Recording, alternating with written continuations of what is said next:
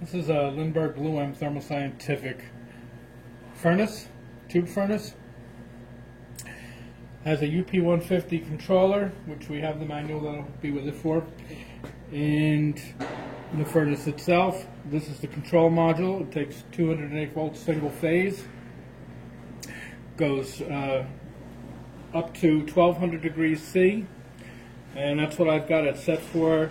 So you're seeing on the display here, your 1200 is your process value, 1200 set point here.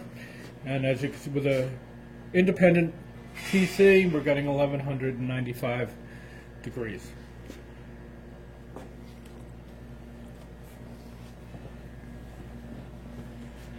The unit itself